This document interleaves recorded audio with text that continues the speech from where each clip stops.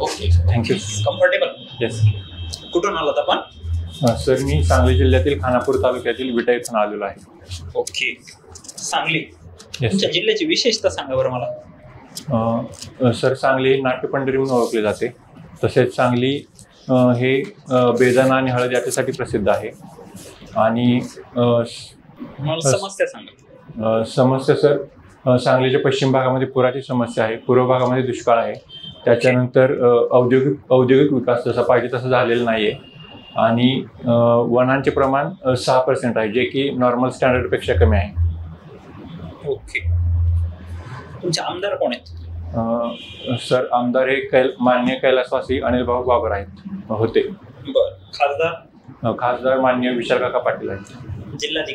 जिल्हाधिकारी माननीय डॉक्टर दया राजनीती आहेत. तुमचं कशात झालंय एज्युकेशन? सर माझं डिग्रीचं एज्युकेशन हे MBBS मधून झालेलं आहे. MBBS कुठून केलं तुम्ही? सर BJ गव्हर्नमेंट मेडिकल कॉलेजातून केलेलं आहे. अरे वा, चांगल्या कॉलेजमधून चांगली डिग्री घेतली तुम्ही. एवढं नोबल प्रोफेशन सोडून इकडे काय यायचं तुम्हाला? सर जेव्हा मी इंटर्नशिपमध्ये काम करत होतो तेव्हा माझा भरपूर पेशंट आणि त्यांच्या नातेवाईकांशी संबंध आला. तेव्हा मला समजलं की त्यांच्या डे टू डे लाईफमध्ये आरोग्य सोडून इतरही प्रॉब्लेम आहेत. आणि जर आपण प्रशासक झालो तर त्यांचे डे टू डे प्रॉब्लेम सोडवू शकतो आणि रिस्पॉन्सिबल लाईफ जगत डायव्हर्स प्रोफाईलवर काम करू शकतो. म्हणून सर मी इकडे यायचा निर्णय घेतला. ओके, काय वाटतं आज आपल्या समाजाला चांगले डॉक्टर्स हवेत की चांगले अधिकारी हवेत? सर मला वाटतं दोघांचीही गरज आहे. चांगले अधिकारी आणि चांगले डॉक्टर या दोघांची गरज आहे. तिकडे चांगलं काम करता आलं असतं असं मला वाटतं. येस सर, डेफिनेटली मी तिकडे असतो तरी चांगलं काम केलं असतं. परंतु प्रशासनामध्ये येऊन मला कॉन्ट्रीब्यूट करण्याची इच्छा आहे. इथे येऊन मी त्याच पद्धतीने चांगलं काम करेल. प्रॅक्टिस केली तुम्ही? नाही सर, पूर्ण वेळ अभ्यासच केला. येस. UPSCची पण एक्झाम दिल्या? UPSC सर 3 प्रिलिम्स दिल्या, पण 3 प्रिलिम्समध्ये क्वालिफाय होऊ शकलो नाही. बरं. आपला हेल्थ डे कधी असतो? Health day sir 7 April. का 7 एप्रिलला? WHO ची स्थापना 7 एप्रिल 1946 रोजी झाली होती, म्हणून आपण 46 की 48? सॉरी 48. Sorry sir. बरं, मला ना हेल्थ रिलेटेड 5 महत्त्वाच्या स्कीम्स सांगा. Yes sir. पहिली आयुष्यमान भारत स्कीम, त्याच्यानंतर सुरक्षित मातृत्व आश्वासन स्कीम, नंतर बाल स्वास्थ्य कार्यक्रम, नंतर national health programme, national rural health programme आणि डॉक्टर APJ अब्दुल कलाम अमृत आहार कल्याण योजना. बरं. आजचं वृत्तपत्र वाचलंय? थोडंसं ग्लान्स केलं. काय काही आठवतंय काय आजची हेडलाईन? सेबीचे अध्यक्ष माधवी बुच यांच्यावर हिंडेनबर्गने त्यांनी अदानी ग्रुपमध्ये त्यांची फंड असल्याचे सांगितलेलं आहे. त्याच्यानंतर जो यंत्रमाग सेक्टर आहे त्याला 800 कोटी रुपयांचं कर्ज देणार आहेत गव्हर्नमेंट. आणि जे आपले परराष्ट्र मंत्री माननीय S जयशंकर आहेत ते मालदीव दौऱ्यावर आहेत. बरं, तुम्ही ते हिंडेनबर्गचं सांगितलं. काय हिंडेनबर्ग? सर हिंडेनबर्ग ही एक कंपनी आहे जी की स्टॉक मार्केट आहे त्याच्याबद्दल इन्फॉर्मेशन देत असते. त्याच्यामध्ये जर मिसमॅनेजमेंट असेल किंवा कोणता स्टॉक चांगला वाईट आहे याच्याबद्दल माहिती देते. सेबी काय करतं आपलं? SEBI sir stock market regulate करतं. फुल फॉर्म सांगते? Security exchange board of India. त्याचं हेडक्वार्टर मुंबईमध्ये. इकडे प्रिफरन्स काय तुमचे? Sir deputy collector, chief officer municipalities, त्याच्यानंतर block development officer, assistant commissioner sale tax and assistant labour commissioner. उपजिल्हाधिकारी या पदाचे कार्य व कर्तव्य सांगता येतील? Yes sir. उपजिल्हाधिकाऱ्याचं प्राथमिक कार्य हे महसूल गोळा करणे आहे. त्याच्यानंतर ज्या प्रांतामध्ये असतील तिथे कायदा व सुव्यवस्था राखणे हे आहे. नंतर जर तणावपूर्ण स्थिती निर्माण झाली तर CRPC 144 नुसार जमावबंदी किंवा संचारबंदी लावणे आहे. नंतर जे प्रॉपर्टीवर कोणी क्लेम केलं नाही त्या डिस्पोज करणे हे काम आहे. आणि एखाद्या प्रिझनरला पॅरोलवर सोडणे हे काम आहे. नंतर ज्या लोकल बॉडीज आहेत त्यांच्यावर तुम्ही प्रायोरिटीने त्या पदावर गेल्यानंतर काय काम करा? सर ज्या ठिकाणी माझी पोस्टिंग होईल त्या ठिकाणी पहिला मी फिरेल, तिथल्या समस्या जाणून घेईल. नंतर जे शेतकरी आहेत तर शेतकऱ्यांची सातबारा असेल, इतर प्रॉब्लेम असतील ते सोडण्याचा प्रयत्न करेल. नंतर तिथे कायदा व सुव्यवस्था कशी राहील याच्यासाठी प्रयत्न करेल. नंतर जी PDS यंत्रणा आहे ती योग्य रीतीने चालते की नाही हे पाहिल. नंतर महिला असतील, वृद्ध असतील, त्यांचं स्किल ट्रेनिंग असेल, वृद्धांसाठी फिजिकल एड्स असतील इत्यादीसाठी सर मी काम करेल. सांगली ना? Yes sir. तुमचा जो पूर्व भाग आहे खानापूर विटा तुम्ही सांगितलं. Sorry sir. खानापूर विटा भागातले आता तुम्ही? Yes sir. त्या भागात जरा दुष्काळी भाग आहे, तर मग काय कारण आहे बरं दुष्काळी? सर ओरोग्राफिक रेंज जो पडतो त्याच्यामुळे हा जो भाग आहे तो पर्जन्य छायेच्या प्रदेशात येतो, म्हणून तिथे दुष्काळ आहे. आणि सांगलीमध्ये वारंवार पूर येण्याचं काय कारण आहे? सर पूर येण्याचं पहिलं कारण म्हणजे वडनेरे कमिटीने जसं सांगितलं त्यानुसार अतिक्रमण आहे. त्याच्यानंतर ज्या 3 नद्या आहेत, वारणा, कोयना आणि पंचगंगा, ह्या 3 नद्या जी कृष्णा नदी आहे तिला 90 डिग्रीमध्ये येऊन भेटतात. त्याच्यामुळे कृष्णेचा फ्लो जो आहे त्याची स्पीड कमी होते आणि मग तो पाण्याचा फुगवटा वाढतो आणि पूर सदृश परिस्थिती निर्माण होते. सर अजून एक कारण आहे ते आठवत नाही आता सध्या. सांगलीतील ना मला काही फेमस राजकीय व्यक्तिमत्वांचे नाव सांगा. सर माननीय वसंतदादा पाटील, माननीय यशवंतराव चव्हाण, माननीय आराराबा पाटील, माननीय राजाराम बापू पाटील आणि माननीय पतंगराव कदम. यशवंतराव चव्हाणांचा उल्लेख केला. ते सांगलीचे होते की नक्की साताऱ्याचे होते? त्यांचा जन्म सर देवराष्ट्री, कडेगाव तालुक्यातील देवराष्ट्री येथे झाला, म्हणून ते मूळतः सांगलीचे आहेत.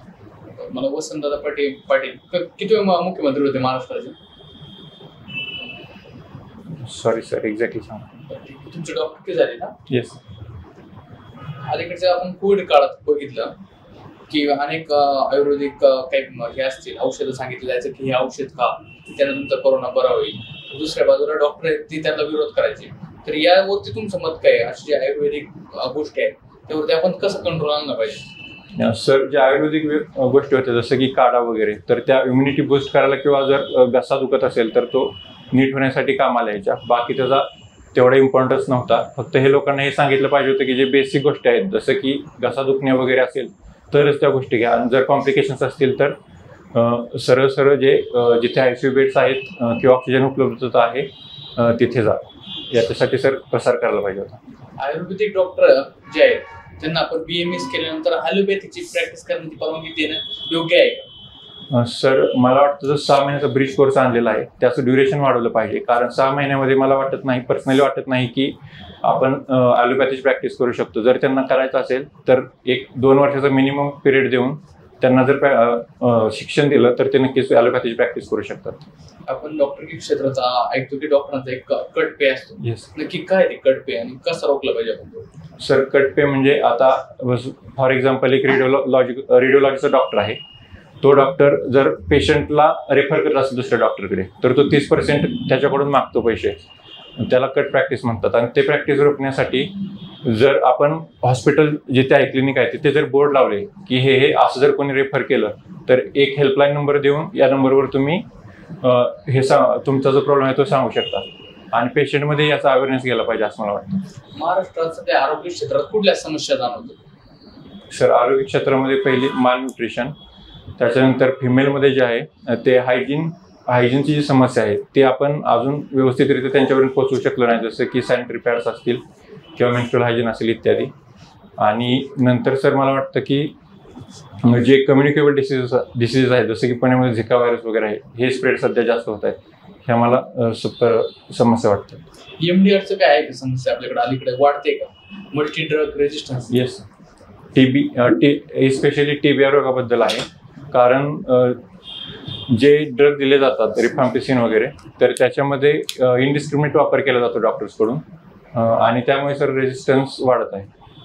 आपल्याकडे एक लोकसंख्येमध्ये साधारणतः किती डॉक्टर आहेत तुम्हाला माहिती संख्या? सर जे आपले हे हेल्थ मिनिस्टर होते मनसुख मांडविया त्यांनी मागच्या सेशनमध्ये म्हणजे जेव्हा गव्हर्नमेंट फॉर्म झाला त्याच्या मागच्या सेशनमध्ये सांगितलेलं की 800-850च्या आसपास आहेत, म्हणजे ॲलोपॅथी प्लस आयुर्वेदिक डॉक्टर मिळून पर 1000 पॉप्युलेशनच्या मागे. BG मेडिकल कॉलेज यामध्ये ते BG आणि जे काय हो? सर बैराम जी भोय हे जे पारसी गृहस्थ होते त्यांनी आमच्या कॉलेजसाठी लँड डोनेट केली होती म्हणून त्यांचं नाव दिलेलं आहे. महिलांसंबंधित 3 कायद्यांची नावं सांगा.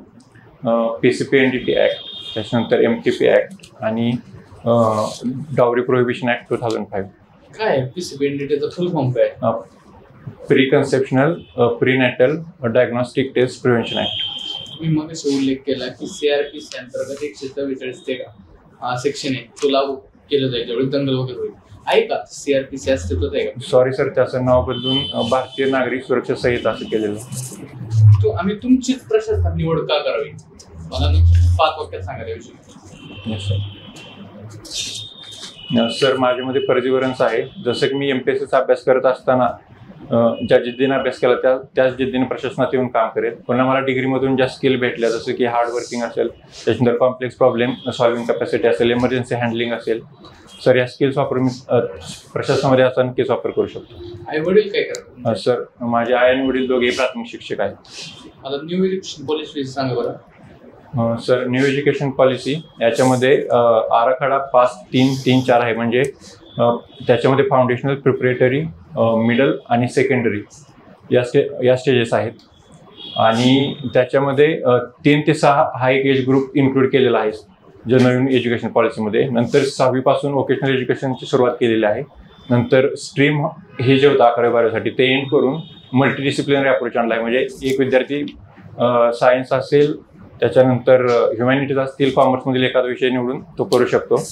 नंतर डिग्रीसाठी 4 वर्षाचा कोर्स केला आहे. फर्स्टसाठी सर्टिफिकेट आहे, फर्स्ट वर्षसाठी, सेकंडसाठी डिप्लोमा, थर्डसाठी डिग्री आणि फोर्थसाठी रिसर्च आहे. आणि जर त्याला PG करायचं असेल तर त्याच्यासाठी 1 वर्ष जर त्याने 4 वर्ष पूर्ण केले असतील तर PhD-साठी 1च वर्ष करण्याची गरज आहे. आणि जर 3 वर्ष शिक्षकांच्या ना काही समस्या सांगा, 3 स्पेसिफिक सांगा, 1, 2, 3 असं. सर शिक्षकांची पहिली समस्या म्हणजे त्यांना जे गैरशैक्षणिक काम आहेत जसं की आपत्ती असेल, त्याच्यानंतर इलेक्शन असेल आणि लोकसंख्या असेल इत्यादी कामासाठी त्यांना जास्त जावं लागतं. त्याच्यानंतर जे अद्ययावत नॉलेज आहे आता कॉम्प्युटर वगैरे तर ते त्याच्याशी अजून अडॉप्ट झालेलं नाही जे जुने शिक्षक आहेत ते.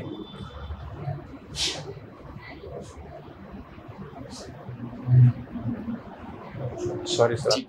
शिक्षकांना जुनी पेन्शन स्कीम लागू करावी का? तुमचं काय मत आहे त्यावर?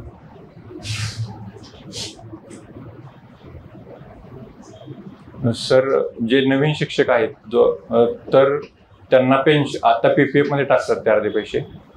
तर मला वाटतं की जर ते 58 वर्ष नोकरी करत असतील तर त्यांना जुनी पेन्शन स्कीम लागू केली पाहिजे. डॉक्टर्सची आता सध्या एका डॉक्टरच्या प्रती एक केस जी आहे वेस्ट बेंगॉलमध्ये ती सध्या करंटमध्ये चालू आहे. ती केस काय तुम्हाला सांगता येईल? मॅम वेस्ट बेंगॉलमध्ये सॉरी मॅम एक्झॅक्टली माहिती नाही. ओके. तुमच्या हॉबीज काय आहेत? हॉबीज नाही, आवड आहे. मराठी कॉमेडी व्हिडिओ पाहणे ही माझी आवड आहे. ओके. कॉमेडी व्हिडिओज बघितल्याने काय गोष्टी होतात, म्हणजे आरोग्यात त्याचा काय फायदा आहे? जो आपण काम करतो त्याच्यातून जो थकवा स्ट्रेस येतो तर तो रिलीफ होण्यासाठी त्याचा नक्कीच वापर होतो आणि दुसऱ्या दिवशी आपण त्याच जोमाने काम करू शकतो. ओके. तुमचे कोणते हे कॉमेडी व्हिडिओ म्हणजे तुम्हाला कॉमेडी शोज आवडतात, स्टँडअप आवडतात की? कॉमेडी शोज आवडतात मराठीचे, जसं की महाराष्ट्राची हास्य जत्रा, चला हवा उद्या, खूप आहे खूप. त्याच्यामधले तुमचे कोणते आवडतीचे कॅरेक्टर आहेत? माझे आवडते कॅरेक्टर भाऊ कदम आहे. ओके. त्यांनी कोणत्या मूवीज मध्ये काम केलेलं आहे, तुम्हाला त्याचं नाव वगैरे सांगता येईल? सॉरी मॅम सध्या आठवत नाही. ओके. तुमचे स्ट्रेंथ सांगा. स्ट्रेंथ मॅम मी हार्डवर्किंग आहे, परजिवरन्स आहे, पुन्हा क्विक थिंकर आहे आणि मी सेन्सिटिव्ह आहे. ओके. आणि विकनेसेसमध्ये माझं हँडरायटिंग खराब आहे. नंतर मी डॉक्टर असून कधी कधी पिझ्झा खातो आणि रात्री उशिरा जागतो कधी कधी. ओके. तुम्ही म्हणले हँडरायटिंग खराब आहे, असं का म्हटलं? तर डॉक्टर्सची हँडरायटिंग का खराब असते? सर सॉरी मॅडम आपण जेव्हा युनिव्हर्सिटीचे पेपर वगैरे लिहित असतो तेव्हा कमी वेळामध्ये जास्त पेपर कव्हर करायचे असतात आणि त्याच्यामुळे फास्ट लिहिण्याच्या याच्यामध्ये अक्षर खराब होऊन जातं. ओके. मग डॉक्टर्सला काही स्कोप आहे का की युनिव्हर्सिटी संपल्यानंतर त्यांना अक्षर सुधरवू म्हणजे शकतात, अशी काही स्कोप आहे का त्यांना? जर स्वतः ठरवलं तर ते नक्कीच करू शकतात ना, तो व्हॉलंटरी आहे. ओके. तुमचे रोल मॉडेल कोण आहेत? विराट कोहली. ओके. त्यांच्याकडनं काय एक लाईफ लेसन तुम्ही शिकल्या? Give your best every day. बांगलादेशमध्ये आता एक इश्यू सुरू आहे, त्याबद्दल माहिती आहे? येस. ज्या शेख हसीना होत्या त्यांचं सरकार टॉपल करून तिथे मोहम्मद युनिस आहेत, त्यांचं इंटरिम गव्हर्नमेंट फॉर्म केलेलं आहे. त्याच्यामागे स्टुडंट अगेन्स्ट डिस्क्रिमिनेशन यांचा हात होता आणि तो मेन मुद्दा त्याचा रिझर्वेशन होता. आणि रिझर्वेशनमध्ये जे आवामी लीगचे जे सदस्य प्लस त्यांचे जे नातवंड होते त्यांना रिझर्वेशन देण्यात येत होतं, जे की 56% होतं. 56% मध्ये 30% पण आरक्षणाची तरतूद आहे, तसं भारतात होऊ शकतं का? नाही सर, मला वाटतं आपली डेमोक्रेसी स्ट्रॉंग आहे त्यांच्यापेक्षा. आधी असं कधीही झालेलं नाही. बांगलादेशमध्ये आधी झालेलं होतं, म्हणजे आर्मीने टेक ओव्हर केलेलं होतं, तसं भारतामध्ये कधीच झालेलं नाही. सध्या ग्रामीण भागात हेल्थ रिलेटेड काय समस्या आहेत? सर, हेल्थ रिलेटेड फर्स्ट म्हणजे अवेअरनेसच नाही आहे. पुन्हा महिलांमध्ये जो हेल्थचा इश्यू आहे, जसं की ॲनिमिया असेल, पुन्हा जो युरिनरी ट्रॅक्ट इन्फेक्शन असतील त्याचंही नाही आहे. पुन्हा ॲडिक्शन, जे तरुणांमध्ये ॲडिक्शन आहे तो एक हेल्थ इश्यू आहे.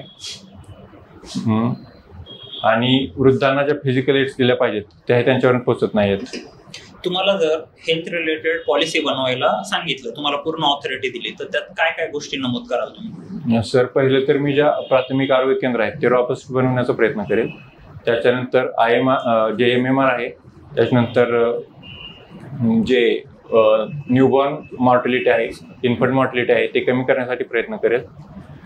नंतर जे वृद्ध आहेत, वृद्धांसाठी आरोग्य विमा असेल किंवा जे फिजिकल हेल्थ जसं की स्टिक्स वगैरे असतील, हेअरिंग एड्स असतील, त्याच्यासाठी प्रोव्हिजन्स करेल. आणि ज्या आदिवासी महिला आहेत त्यांच्यासाठी लक्ष जो कार्यक्रम आहे ज्याच्यामध्ये लेबर रूम असते त्याच्यामध्ये त्याचं स्ट्रेंथनिंग केलं जातं, त्याच्यासाठी प्रयत्न करेल. आयुष काय? सर, आयुष याच्यामध्ये 2 योजना येतात. सॉरी सर, आयुषमध्ये आयुर्वेदा, युनानी, सिद्धा, होमिओपॅथी, नॅचरोपॅथी, योगा हे येतात. मिनिस्ट्री का डिपार्टमेंट आहे? मिनिस्ट्री 2014 साली केलेले. त्याचे कोणी मिनिस्टर माहिती आहे? हेल्थ मिनिस्टर कोणी इंडियाचे? Health minister honourable JP Nadda sir आहेत. आणि महाराष्ट्राचे ऑनरेबल तानाजी सावंत सर आहेत. बर, तुमच्या कॉलेजचे फेमस ॲल्युमिनी सांगा मला. श्रीराम लागू सर, जब्बार पटेल सर, त्याच्यानंतर हिम्मतराव बाविस्कर सर. कधी स्थापना झाली बीजेची? बीजेची स्थापना 1878 साली झाली. तेव्हा स्कूल होतं आणि 1946 साली त्याचं कॉलेज झालं, बीजे गव्हर्नमेंट मेडिकल कॉलेज झालं. तुमची पूर्ण पर्सनॅलिटी एका शब्दात डिफाईन करून सांगा. संयम. येऊ शकतो. Thank you sir. Thank you. Have great day all of you. Yes.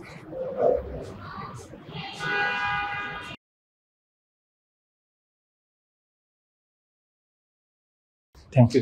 आपली भेट कधी 2-2.5 महिन्यापूर्वी झाली असं? फर्स्ट तेव्हाची प्रीतम आणि आजची प्रीतम खूप फरक झालाय, जबरदस्त एकदम. खूप चांगली तयारी केली तुम्ही. डेट आली आपली? नाही. आणि आता सेकंड आन्सर किती झाला स्कोर? 464.5. 464.5. आणि आपलं कॅटेगरी NTD किती लागलाय कट ऑफ? 461 आहे. NTD ला कुठली जागा क्लास 1 ला जागाच नाही. क्लास 1 ला जागाच नाही. DC असते ना तुमची होती, पण इव्हन ओपनला पण ओपन मधनं सुद्धा तुम्हाला खूप तुम्ही ओपनची क्लास 1 ची आपली पोस्ट फिक्सच करायची आणि आपण टॉप रँकिंग मध्ये ना पुढं, म्हणजे इव्हन आता तुमचे ते मार्क्स रिटर्नचा कसा गेलाय? ओपनला DC आहे ना? ओपनला एकच पण जबरदस्त. तुम्ही 464 म्हणजे एवढे इंटरव्ह्यू घेतले ना, द बेस्ट इंटरव्ह्यू, खूपच जबरदस्त. आम्ही सगळ्या लेवलला असेच केलं. खूप काही जागी ग्रिल करण्याचा पण प्रयत्न केला, काही अचानक प्रश्न पण विचारले, पण व्हेरी गुड. मॉक दिलेत पहिलं मॉक आहे. Great great great, very good. Pritam खूपच खुश करून टाकलं. Very good confidence, good eye contact, हातवाऱ्या पण तुमच्या चांगल्या आहेत आणि स्माइल पण जिथं गरजेची होती तिथं तुम्ही स्माइल दिली. Very good. इन्फॉर्मेशन खूप चांगली, मांडणी चांगली आहे. ग्रॅज्युएशनचं पण क्वेश्चन जे विचारले तुम्हाला तर अजून ट्रान्सक्रिप्ट मध्ये बघून घ्यायचे. मिलिंद सरांशी एकदा रिव्हिजन केली नाही तर मी काढलेच काही क्वेश्चन, फक्त रिव्हिजन झालेली नाही. हा, ती अजून करून घ्यायची म्हणजे मग राहिलाच नको. हे मराठी कॉमेडी व्हिडिओज पण आपलं चांगलं आहे. कॉन्फिडन्स खूप चांगला आहे, तुमची पर्सनॅलिटी खूप भारी. सर त्यांनीच इम्प्रेस झाले का कॉन्फिडन्स. हे आपले ड्रेस काय राहणार आहे आपला? ड्रेस डार्क ब्लू ब्लेझर आणि व्हाईट शर्ट. ब्लेझर तुम्ही तर ब्लेझरच घालायला पाहिजे एकदम प्रॉपर. आपण तुमचा शेड्यूल आला का परत एक मॉक घेऊ, तो प्रॉपर ब्लेझर मध्ये घेऊ. इंटरव्ह्यू टॉपर आहे तुम्ही इंटरव्ह्यू टॉपर राहणार. म्हणजे एवढे मार्क्स मी कोणालाच दिले नाही, मी तुम्हाला 75+ दिलेत. मला तर वाटलं सर बोलतच नाही काय. तुमचा जर मी 73+.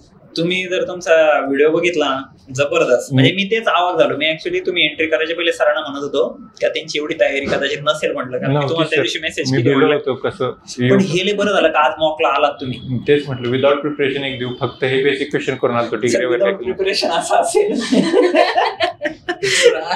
77 आपला हायस्ट आहे. तुम्हाला ब्रेक करायचंय ते 77.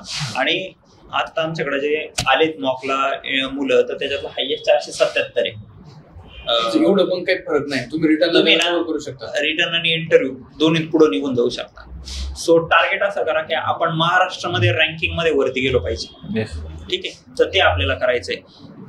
जे छोटी गोष्ट अजून मला बेस्ट वाटलं का क्विक थिंकर. जे तुम्ही म्हटलं ना, खरंच तुम्ही क्विक थिंकर आहे. कुठलाही क्वेश्चन टाकला ना तुमच्याकडे उत्तर आहे. That is very good point. चांगली तयारी आहे खूप. हेल्थ पॉलिसीचा जो क्वेश्चन टाकला ना, बेस्ट आन्सर दिलं तुम्ही. खूपच सगळ्या पॉइंट्सला टच केला.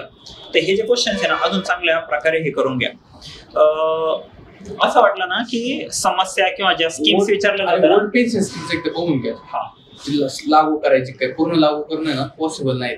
कोणती? Old pension scheme. आता काय ना, गव्हर्नमेंटच्या तिजोरीवर किंवा याच्यावर आणि सस्टेनेबल नाही ओल्ड पेन्शन स्कीम.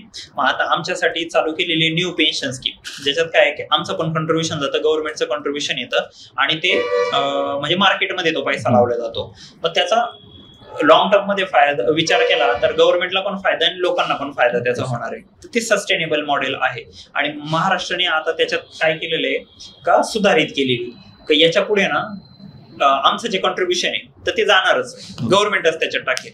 ठीक आहे, आणि त्याचा फायदा होणार आहे. तर मग त्या गोष्टीचं थोडंसं करून घ्या का आई वडिलांवर गेलाच तर तो प्रश्न येऊ शकतो. एज्युकेशन पॉलिसी छान सांगितलं, खूपच भारी.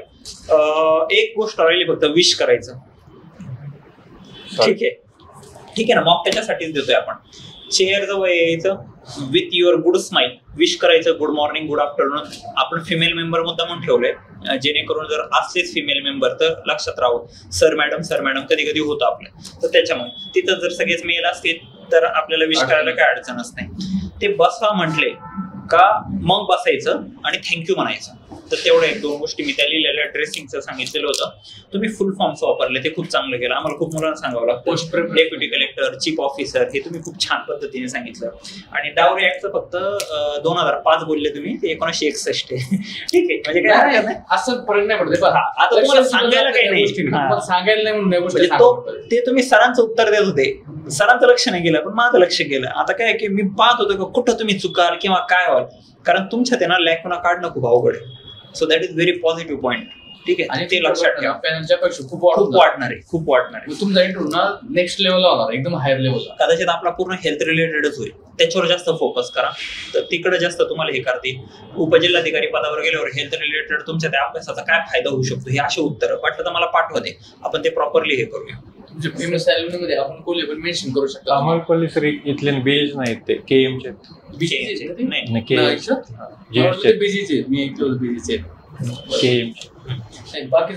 बाकीचे चांगले सांगितले. नाही सांगण्यासारखंच नाही माझ्याकडे तर काही, सगळं सांगितलंय. खूप बेस्ट आहे. व्हेरी गुड असंच राहू द्या. जास्त मोक्या पण सगळ्यांना एक संकल्प सरांकडे देऊ आपण. सर डॉक्टर आहेत, एमबीबीएस आहेत आणि याच्यात बेस्ट आहेत, तर एमबीबीएस रिलेटेड मग सरांना ग्रिल करू द्या कितीही. पण मला असं वाटतं तर सरांकडे लवकर द्या तुम्ही. आता मेडिकल आहे 14 ला, नंतर जाईल 17. 14 झाल्यानंतर जा रिक्वेस्ट करून. सरांना भेट झालेली बहुतेक ना सरांची, आधी काही घेतलेली. पण तुम्ही तयारी करत होते का मग इंटरव्ह्यूची? मी नुसतं नोट्स काढत होतो, काय करत नव्हतं. मग ते ऍक्च्युअली नॅचरल तुमच्यात आहे, ते नॅचरल बरं झालं की गोष्टी. आणि तुमची पर्सनॅलिटी काय माहिती, खूप काम आणि कंपोज आहे. एकदम शांतपणे असं, तुमचा फ्लोच तुटत नाही कुठं. एकदम शांतपणे कसा एक विषय असतो, तुमचं एक्सप्रेशन पण नाही बदलत. म्हणजे 2-2.5 महिन्यापूर्वी आपण भेटलो, मला नव्हतं वाटलं की तुम्ही एवढा बेस्ट द्या. काल मला मित्रांनी ग्रिल केलं, मी काल अडकून गेलो युसीसी मध्ये आणि असं झालो. ते मलाच कसं वाटलं, म्हणलं असं नाही झालं पाहिजे, राईट, स्टेबल झालं पाहिजे. मित्र आहे ना, मित्राला आपल्या कमजोरी माहित असतं. मग त्याला माहित असतं याला कुठं ग्रिल करायचं. बरं पण त्याच्यातून पण त्यांनी पॉझिटिव्ह लेसन घेतलं आणि हो, त्यांनी ते ते केलं. रात्रभर मी असं व्हिज्युअलाइज करतो थोडं. हा नाही हेच करायचं आपल्याला त्या दिवशी पण आणि तिथे पण टेम्परामेंट आपल्याला तोच ठेवायचा आहे. माझ्याकडे पण काहीच नाही सांगायला, पण मी हॉबी विचारलं तेव्हा हॉबी नाही, आवड आहे. हा मला वाटतं ते पण तुम्ही जस्ट ॲज अ हॉबी तुम्ही ती ते काय होईल? सांगू शकता. हॉबी आणि आवड मध्ये काय फरक? हा, फरक ते काय? सांगू शकतो. ते सांगू केलं- शकता ना, केलेलं आहे ना हा. ते. ठीक आहे मग आपण पुढच्या ठीक आहे. मॉकला आपण ते घेऊयात. पण ते चांगले कुठले कॅरेक्टर, कारण शिंदे सर जर आले ना त्यांना हे आवडतं कॉमेडी खूप व्हिडिओ. आवडतंय त्यांना. ते विचारतात कुठले कॅरेक्टर्स काय, अजून कुठले कॅरेक्टर्स आवडतात तुला. मग ते थोडस आजूबाजूचं पण करून ठेवायचं. 3-4 कॅरेक्टर, एखादं फिमेल कॅरेक्टरचं नाव तर तेवढं करायचं. बट व्हेरी गुड, खूपच इम्प्रेस केलं. पर्सनॅलिटी तुमची. Yes yes yes. आणि मार्क्स पण मध्ये जबरदस्त घेतले. एक आन्सर दिलं मला वाटतं वीकनेसच्या ठिकाणी, की डॉक्टर आहे पण पिझ्झा खातो हम्म. कधी कधी. ते खूप छान हा आन्सर. हलका फुलका हा. भारी एकदम वातावरण तुम्ही ते आणि करून टाका. मला वाटतं म्हणजे तुमचा चेहरा थोडा सिरियस आहे, आहे. पण तुमचं स्माइल जर गेलं ना तर अजून जास्त प्रसन्न वाटेल. हा पण बट व्हेरी काम अँड best. कंपोज. Best. आणि खूप यंग याच्यात येत आहेत ना ते, तर त्याचा खूप फायदा आहे. तुम्ही 2000 साली काहीतरी झालं. टार्गेट तुमचं 77 जे आहे ना ब्रेक करायचं पाहिजे. हा खाली आणि ते पिक्चरही करू ना. इंटरव्ह्यू टॉपर आपण आता पाहिजे हेच डोक्यात ठेवा. Yes. प्रिलिमचं काय थोडंफार करायला नका करू. प्रिलिमचं तुम्ही तशी प्रिलिम पासच होऊन जा. ठीक आहे तुमचा तेवढा अभ्यास आहे, पण फक्त तुम्ही इंटरव्ह्यू जास्त करा. एवढेच जी टॉपचे असेल ना तुम्हाला ती भेटून जाईल. भेटलं की केडीसीचे जास्त नाही, म्हणजे जो टॉपर असेल त्यालाच भेटणार आहे ती. नाही तर तुम्ही तीच डिझर्व करता. हा आणि मी तर म्हणतो का आपण टॉपरच येऊया. ठीक आहे यू डिझर्व इट. आणि आपण रिझल्ट आहे ना आपला वरतून चेक करायचा आहे असं कॉन्फिडन्स राहतो. म्हणजे पेज बदलायलाच नाही लागलं हा. पाहिजे. पण बघितलं ना असं की पहिल्या याच्यात आपण दिसलं पाहिजे. ठीक आहे काही हेल्प लागली तर कधी हो. पण. आणि शेड्यूल आला का आपण प्रॉपर ब्लेझर मध्ये घेऊ. एक संकल्प सरांकडे लवकर तुमचं मेडिकल झालं का ते द्या. हो. मेडिकल कुठे इथंच आहे का? बीचला तुमचंच आहे म्हणजे काही विषय नाही. काही डाऊट? नाही. खूपच चांगली तयारी. आता रिवाइज करायला चालू करा करंटचं आणि हेल्थ रिलेटेड सगळं ते करा. ठीक आहे ऑल द बेस्ट. ट्रान्सलेट मधल्या मेडिकलचे जेवढे स्टुडंट असतील ना त्यांचे सगळे क्वेश्चन बघा. काढून टाकले म्हणजे नोट्स काढलेत मी त्याच्या सगळे बघून. चांगली तयारी. काही लागलं तर हेल्प कधी काय